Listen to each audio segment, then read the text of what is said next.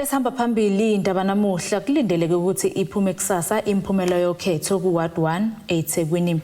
Abazali ke Basishayele Ihlombe isinqumo sokuthi ke abafundi bengabuyela esikoleni kanti ke izinkulu iziselele ezibhekene nabalimi abasafufusa. Lezi ke izindaba z1 TV ifundelo samkeliswa nqulunga ekubingelele mbukele. Kulindele ukuthi ke iphume ngemva kwehora le-12 imphumela yokhetho lokuchibiyela olubanjwe ke kuWard 101 eThekwini ngemva kokuthi kwadutshulwa wayezomela iANC sekusondela ke ukhetho ngonyaka odlule umbango omkhulu ke kule ward phakathi kweANC, iDA, iEFF kanye neIFP kanti ke nakwanongoma kunokhetho ke emawadini amabili kanye newadi eyodwa okhahlamba. Lesi yisona sikhungo esithoswa njengesikhulu okuyisona esikhipha imphumela ecacile mayelana neqembu lisuke lizophatha kuyona le ward. Le ward inesikhungo zokuvotela ezinhlanu kodwa le kusuke inabantu abangaphezulu ka-6,000 abasuke bebhalisile. Ngokhetho lwangonyaka odlule iANC yahamba phambili, iDA yalala isibili, iEFF kulolu khetho yalala isithathu kwathi iIFP yona yalala isine.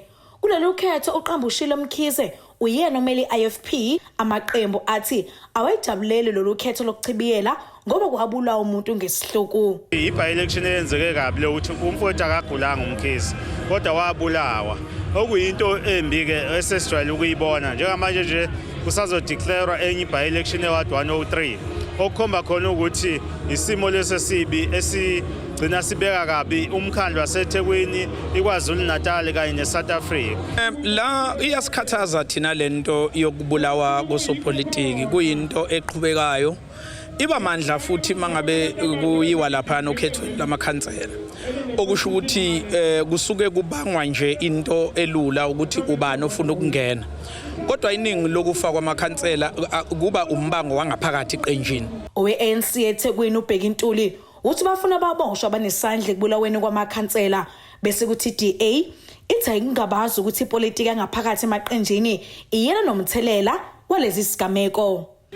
ANC siyafisa ukuqhubeka nokusebenzisana nengalo yomthetho ekutheni bonke laba sobeqhuquzela njengohulumeni wesifundazwe nohulumeni omkhulu wezwe lonke kufanele basondelene nathi njengamaqembu epolitiki la eKZN ikakhulukazi masikhuluma ngelezi zinto ze-internal politics nokukhethwa kwamakhansela for ama-political parties ahlukahlukene. Uma ubona izathu sokuthi amakhansela noma ubuze ukuthi kungani bebulawa ngendlela ababulalawa ngawo uthola ukuthi isikhathi eziningi kuhlangane ne-internal politics yamaqembu.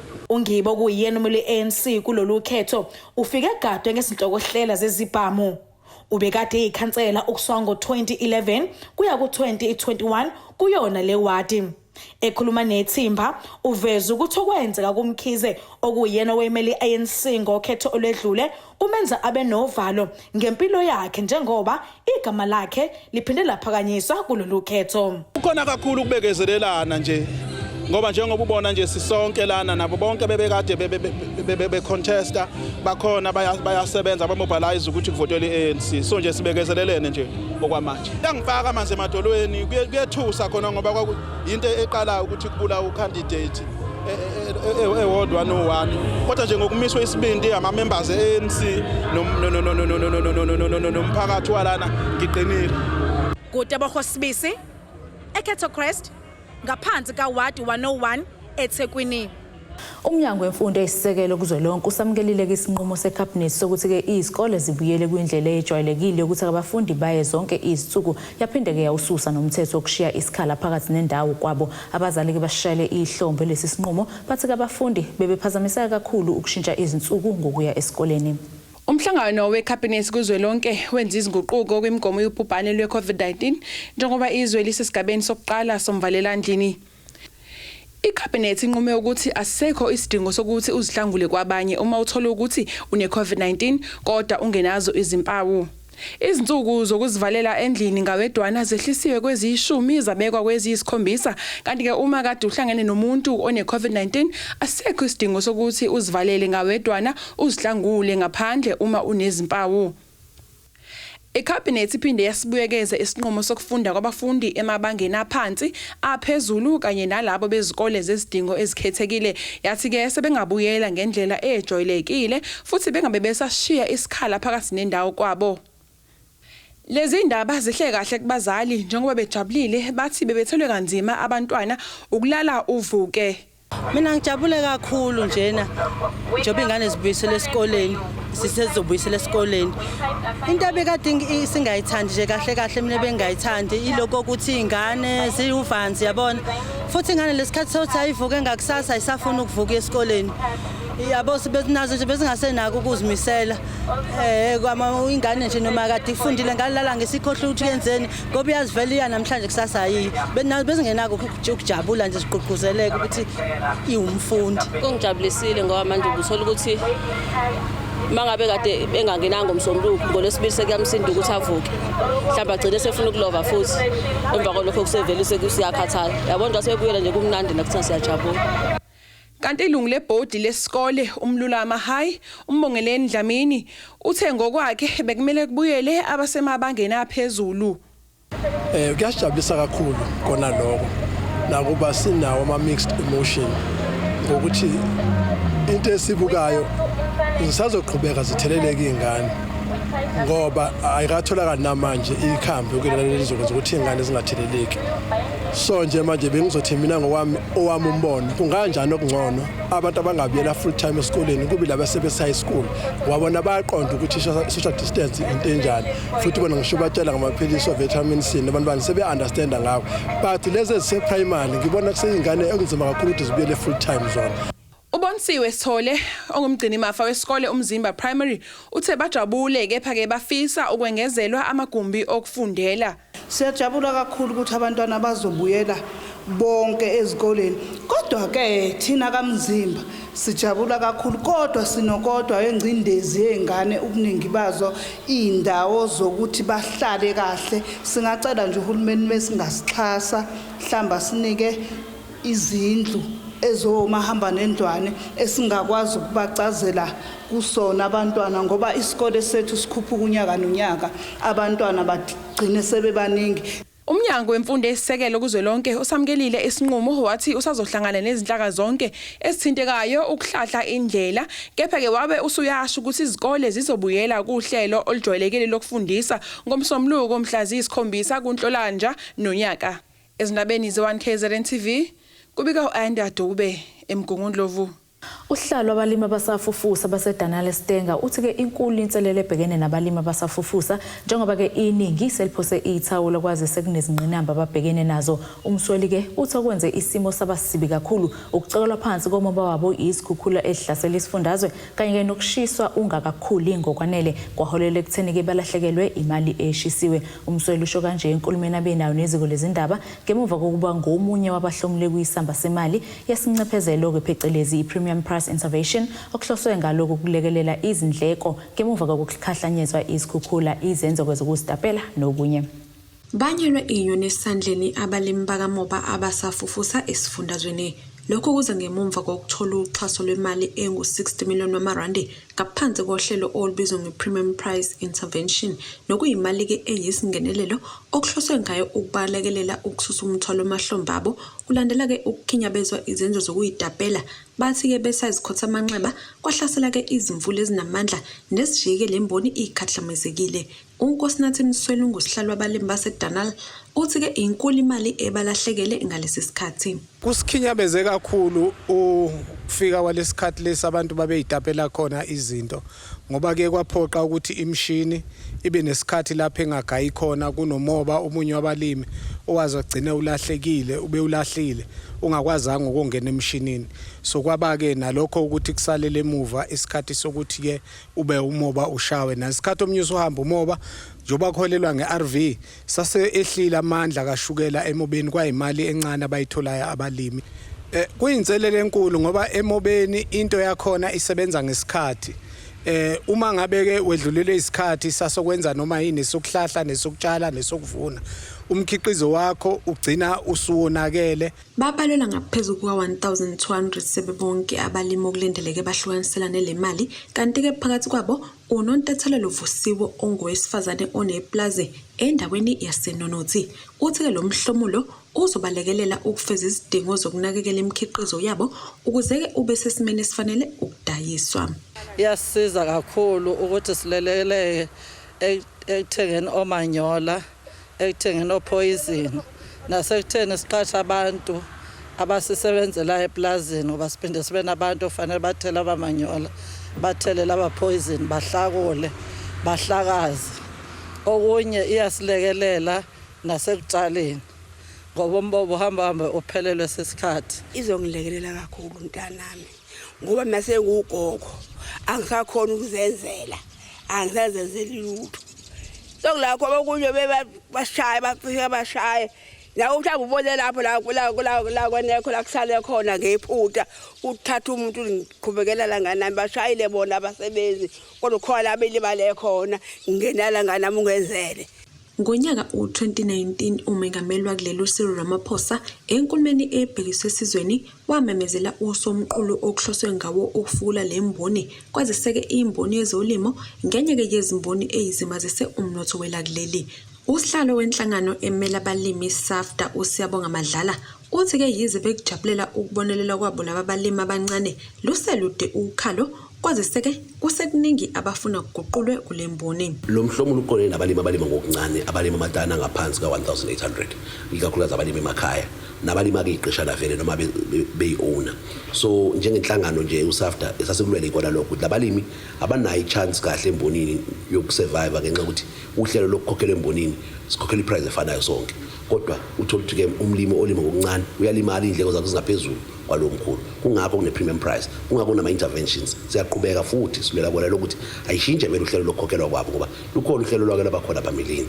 La abalimi bekhokhela nge-April price ukuze bakwazi abalimi abancane bangasubject to izinkinga ze-export ngoba inkinga ethe enkulu ukuthi ushukela so-exportayo so-exporta ke-dumping price. Izindabeni zabanikezi NTV kube kuntombi khona mvubu ngesethekwini. Lo bambe njengomengameli wenyunyana yothisha National Teachers Union uSibusiso Malinga uthe emva kokubamba ke umhlangano ngokuqulela ngoqo sebethatha ke isinqumo sokuqamba ke ihholo lalenyunyana elisemadadeni ngalowe ngumengameli walenyunyana ongasekho emhlabeni uEllen Thompson. Ekhuluma ke neziko lezindaba le1KZN TV uMalinga uthi ke bahlele ukubamba inkonzo yesikhumbuzo yaleli iqhawe ukukhumbula kamagalelo akhe. Obambe njengomongameli wenyunyana yothisha iNational Teachers Union uSibusiso Malinga uthe emva kokubamba umhlangano ngokukhukhulela ngoqo sebethatha isinqumo sokuqamba ihholo lalenyunyana elisemadadeni eNewcastle ngalowo wayengumongameli walenyunyana ongasekho emhlabeni uEllen Thompson. Ekhuluma neziko lezindaba uMalinga uthi bahlele ukubamba inkonzo yesikhumbuzo yaleli qhawe ukukhumbula amagalelo alo. Ubaba Ellen Thompson owashiya izwe lizokhumbula ukuthi washiya ngonyaka odlule ngesikhathi sika January. Ngakho ke sinqume njenge council ukuba isikhumbuzo sakhe sibe mhla ka11 February kulenyanga esiyiqalayo eNewcastle.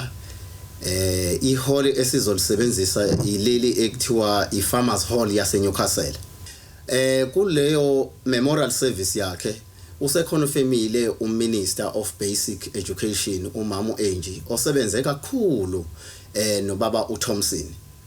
Ilapho la sicabanga khona ukuthi siyophinde sikupronounce ukuthi iholo yenathu esemadadeni kufanele ibizwe ngegama lakhe siyiqambe kabusha ukuhlonipha amagalelo awenzile. uMalinga uthi lona ngonyaka wokhethe kulenyunyana njengoba kukhona abasezikhundleni ngoba bebambile kanti futhi kuzophinde kukhethwe nomongameli walenyunyana. Utho kwamanje inyanga okulindeleke ngayo ukuthi kubanjwe ukhetho uMandulo. Njengoba lo nyaka siuchaze njengonyaka wokhetho kuwo wonke ama structures enathu sizoqala sikhethe kuma SBRs siqhubeke futhi siyokhetha kuma branch bese size siyokhetha kuma regions bese kuzoba khona ke ukhetho le Central Executive Board okuyisona structure esikhulu esilawula inyunyana la kufike kukhethwe khona upresident njengoba sazi ukuthi njengamanje iunion ayinawo upresident ayinawo udeputy president bonke laba bakulezo ikhundla ba abantu aba-actayo inyunyana kuyobe siyithola ithuba ke iconference kubikhethe. Uphinde waveza ukuthi lona ngonyaka afisa ukubona lenyunyana isebenza kakhulu kunakuqala njengoba zonke izifunda zinikelelwe ngama-laptop ukwenza ngcono umsebenzi abawenzayo. Uthi bakwenza njengoba kusahlasela isikhathi se-COVID-19 kanti makuthiwa basebenzele ekhaya bangabhekani nezingqinamba.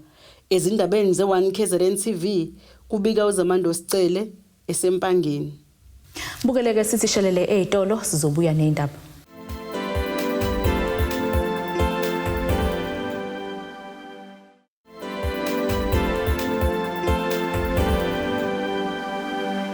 Siphinde sikwamukele mbukeli usabukele izindaba ze-1KZN TV. Umfundi kobaqoqode bonke emakhanda laba abasezikhungweni ezehlumelelisa izimilo esifundazweni uSifundo Gumede oneminyaka engama-22 uthi ke bayafisa ukubhekelelwa kuncishiso ke ukuqina komthetho kulabo bafunda basuke befunda kulezi zikhungo njengoba begcina bephazamiseka kakhulukazi ke uma sibebhala izivivinyo zabo. uSifundo kusho kanje ngesikhathi kuqhubeka umklomelo wabafundi bezikhungo ezihlumelelisa izimilo abaphumelele ke ibanga le-10 ngonyaka wedlule. Lo mcimbi ke ubuqhubeka ejele laseWestville Ezikoleni. Kuvuke imidanso yahlukahlukene ngesikhathi ziboshwa ebezifunda umatikuleteni emajele ehlukahlukene esifundazweni eqhunywa uphaphelo gwalagwala ngokwenza kahle kumatikuleteni wazo. Umfundi okunguye baqoqade emakhanda esifundazweni walala unombolo 2 kuleli uSifundo Gumede ongowokudabuka empangeni nogotshi iminyaka engu-15 kanti ke usadonse emhlanje vo ngecala ke lokubamba inkunzi. Uthi ke nakuba bekujabulela ukuthola lemphumela bayafisa ukuthanjiselwa imithetho uma ke sebebhala lezi zivinyo kwaziseke bayaphazamiseka nokungaba ke ngenye imiphumela yokuthi ke kube nabangenzi kahle. Ngithe ngifika la ejele impilo ngayibona ngenye indlela yabo ngabona ukuthi kufanele ngizenze engisho ekhaya engisho eminyango zingalungile.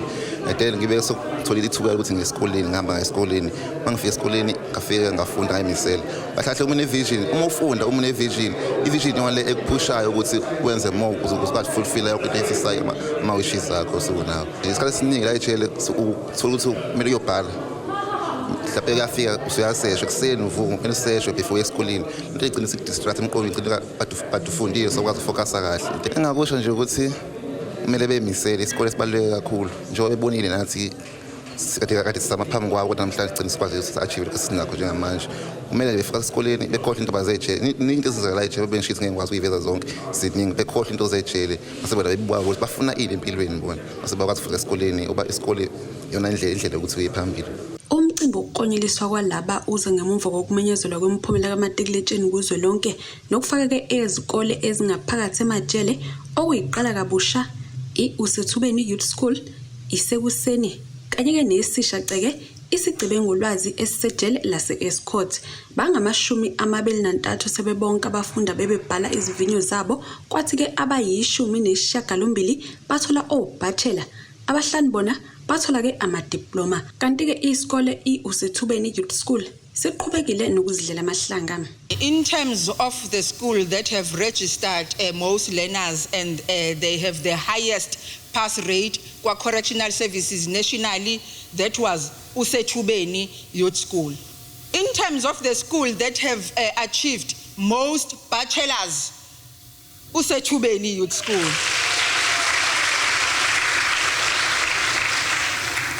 In terms of the school that has achieved most distinctions nationally, Usethubeni Youth School. Nakuba laba beyithokozela lemphumela yabo, uNhlakanipho Luthuli olale isithathu uthi ke bayafisa uhulumeni athole izindlela zokubabandakanya nabo ngamathuba ke omsebenzi kwazise lukhulu abalifunda ngaphakathi. Masuphumile even though uphase kahle khona indawo abantu ekuthiwa umuntu one-criminal record akangeni. So lezo zinto lezo sigcine singayi-understand ukuthi why kungathathwa le certificate lezi sisuke sifunda ngazo la zisetshenziswa ukukhombisa ukuthi lo muntu u-undergoile le program le. Bangama-60 abafundi ukulindeleke bahlalela izivinyweni zabo nonyaka. Izindabeni ze-1KZN TV kube kuntombi khona Mfubu eThekwini. Umnyango wezokumaketha kuyinkampani yomakhalekhukhwini uVodacom uthi ke ziqala ngegel phezulu izinhlelo zayo zokwakha ubudlelwano nezikole ukuze bazosiza abantwana ngokwenza komsebenzi wabo besebenzisa ke uxhakaxhaka besimanje manje. Le nkampani yethule uhlelo lokusebenzisana nesikole iKhuthala Primary School esizenzeke esigcemeni saka L elokishini laseMlazi. Inhlangano yomakhalekhukhwini kuVodacom izoqhubeka nokusabalalisa ulwazi lokuseka abafundi ukuze bakwazi ukwenza umsebenzi wabo besebenzisa uhlelo lwe-internet. Le nkampani isho kanje kade ihambele esikoleni iKhuthala Primary School kwa eMlazi ukuyokwethula uhlelo elibizwa nge-Ezikoleni. oluzosiza kakhulu abafundi nangokuthi benze imisebenzi yabo sebesemakhaya.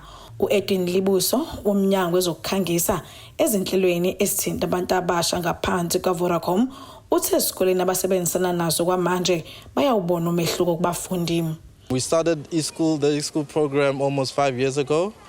And the various schools that we've worked with, for instance, like KZN, we have 150,000 users who are active on the platform. And we've seen amazing results. Last year we had students who sent testimonies, Batik Tina. Mina Eskoleni, I was a 60% average student. After utilizing e-school at the end of the year, I managed to get a distinction. Onguthishanhloko lesi sikolo uNonhle Moloyi uthi COVID-19 ibaphazamisile eminyakeni emibili edlule kodwa bakwazile ukufundisa uthi ubudlelana banabo nabaqalayo noVodacom banethemba lokuthi luzobalekelela. Kushayile kakhulu kangakuba ngokohlelo lesikole sesahlala phansi neSGB sabuka ukuthi indawo sinayo esokwazi ukuthi sicaphune nje abantwana sibahlukanise bafunde ngoba sibonile ukuthi uma sothi abahlala emakhaya siyikhuthala izoshaya kakhulu loyo nto. Sababuyisa abantwana sibabuyisela abantwana ngoba indawo yokufundela ibizivumela. Kodwa ke othisha bebancane ngokukhandleka kothisha beyikhandla bathi mem sizoqhubeka sibafundisa abantwana. Abafundi nabo balijabulele lolu hlelo. Kuzosiza kakhulu ngoba kasiza kuze zonke izifundo esizoyifunda. Yes. Futhi abantu abaningi bangasizeka even nasengqondweni zabo ingavula ingqondo internet bangawenza even nomsebenzi wesikole esinikezwa wona. I-schooling portal izosiza ngoba sizoba siba nama extra classes and mebesiza ngama homework ethu kuzosiza kube sibe more focused. Deboho Sibisi, eMlazi eThekwini. Bukeleka siphinde sithi shelele eyitolo sophinde sibuye futhi.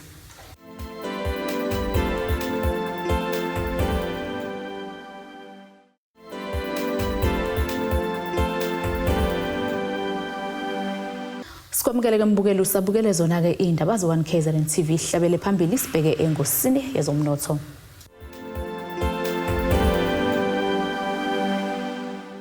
Irandi lu 15 rand 25 cent maqhathaniswa nedola lasemelika libo 20 rand 63 cent maqhathaniswa nopondo waseBritain libo 17 rand 19 cent maqhathaniswa neeuro yase-Europe igolide lona libo 1798 dollars 60 cent ounce kuthola ongahluzwe wona bo 89 dollars 16 cents umphongolo.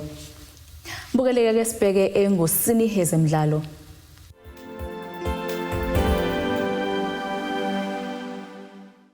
Balanyula loke ngabaphathi bamazulu abadlala abathathu okuthiwa bese bekhonjwe indlela umqeqeshwa leli qembu uBenny McCarthy nokwenzeke bajika sebephuma ngesango abadlali abasindiswe izikhulu zosuthu ngabadlali ke uLehlohonono Majoro noSiphelele Mthembu omunye ke ngumxolisi kunene oyibamba emumva kwesokunxele iwindike livalwe phakathi kwamabili kuthanga ebusuku akekho kumdlalo kumenyezela ukuthi uyalishiya usuthu ngaphandle kokuyasiyethemba Sithebe abaphathi abangafuni adlalise kulandela ukusayina kwakhe inkontileka ke yesibambiso neKaizer Chiefs. Mbukeleke nasi isimo sezulu esingalindeleka.